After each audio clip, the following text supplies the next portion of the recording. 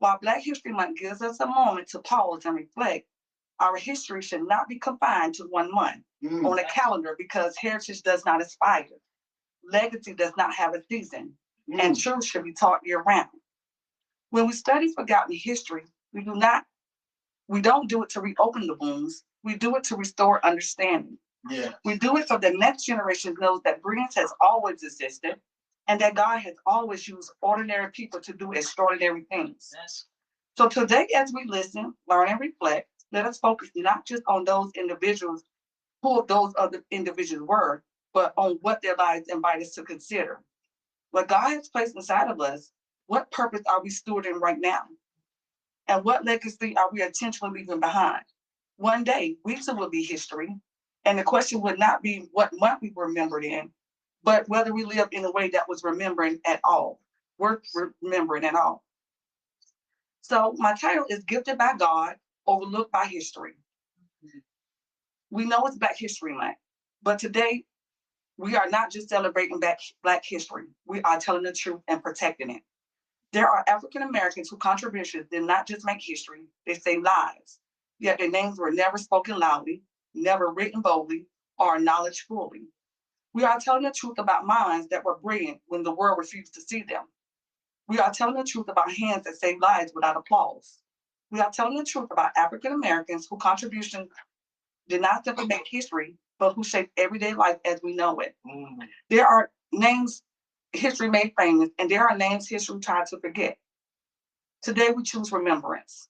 Today I'll be speaking about two of those names back to back, purpose to purpose, and life to life, because their work is still speaking for them. As I speak on them, I want you to remember the truth from James 1:17. Every good gift and every perfect gift is from above and comes down from Father of lights. One was anointed to build, the other was called to heal. I will first reflect on Garrett Morgan, and then I'll go to Daniel Hale Williams. Wisdom is a gift, innovation is a gift, healing is a gift, and God has always placed those gifts inside of Black men and women, even when society refused to acknowledge them. So, before traffic lights existed, city streets were dangerous and chaotic. Horse-drawn carriages, early automobiles, and pedestrians moved without order. Accidents was common, injuries was expected, and death was often accepted as unavoidable. Garrett Morgan refused to accept that chaos as normal. After witnessing a terrible accident, he saw more than tragedy. He saw responsibility, and he responded with a vision. Habakkuk 2:2, write the vision and make it plain. Yes. In 1923, Garrett Morgan introduced an improved traffic signal, not just red and green, but a third instruction, the yellow, a pause, a warning, a moment of discernment, and a space for wisdom.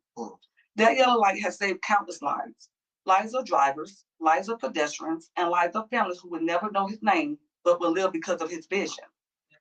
Ecclesiastes, to everything there is a season, Ecclesiastes 3:1, to everything there is a season, and a time to every purpose under the heaven.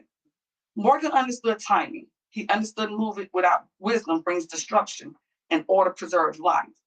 Though his invention spread across the nation, his name was not honored the same way.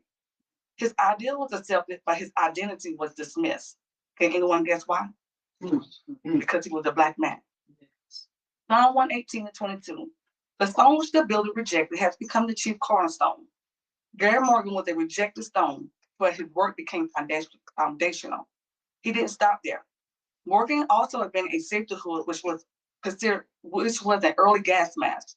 When a tunnel explosion trapped workers underground and toxic fumes filled the air, others stood back in fear. But Garrett Morgan stepped forward. He put on his invention himself. He entered danger and pulled men out alive. Proverbs 11:30. The fruit of the righteous is a tree of life. That is wisdom in action. That is courage guided by purpose. That is God using overlooked hands to protect life. Traffic lights don't announce who invented them, but they speak every day. They tell us when to stop, when to wait, and when to move forward. Now that was a little bit on Garrett Morgan. Now we move from the streets into the operating room, from order to healing. In a time when heart surgery was considered impossible, when doctors believed touching the heart meant certain death, a Black surgeon stepped into history. His name was Daniel Hale Williams. Exodus 15:26. For I am the Lord that heals you. God heals, but he often uses human hands. In 1893, Daniel Williams performed the first successful open heart surgery. No modern machines, no advanced technology, only skill, courage, prayer, and God-given wisdom. At a time when Black doctors were denied hospital privileges, Williams did not wait for access. He created it. He founded Providence Hospital in Chicago. That was the first non-segregated hospital in the United States, a place where Black patients were treated with dignity, a place where Black doctors and nurses were trained, a place where healing was not restricted by race. Proverbs 31:8-9. Open your mouth for the speechless. Plead the cause of the poor and needy. Williams healed more than bodies. He confronted injustice and he changed systems. One night, a man was rushed in with a stab wound to the chest. His heart was damaged. Death was suspected. But Daniel Williams operated. He opened the chest and repairs the heart lining. Guess what? That man lived. Mm-hmm. That moment changed medical history forever, yet his name remained largely unknown. Once again, because he was a Black man. Jeremiah 1:5. Before I formed you in the womb, I knew you. Yes. God knew who he was before the operating room ever existed. God trusted him. God anointed his hands. Now you just learned a little bit about Daniel Williams. Do you know the connection? One man brought order to chaos. Another brought healing where death was expected. One controlled the flow of traffic. The other restored the rhythm of the human heart. Different assignments, different gifts, but the same God. Yes. God is the connection. Yeah. 1 Corinthians 12:6. There are diversities of activities, but it's the same God who works all in all.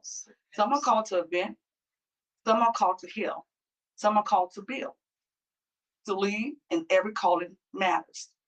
Galatians 6:9. Let us not be weary by doing good, for in due season we shall reap if we do not lose heart. Gary Morgan may not receive the recognition, but his light still stops traffic. Daniel Hale Williams may not have been fully celebrated, but his legacy still beats in healed hearts. So today, let us speak the names history whispered. Let us teach what textbooks skip. Let us honor what God never overlooked.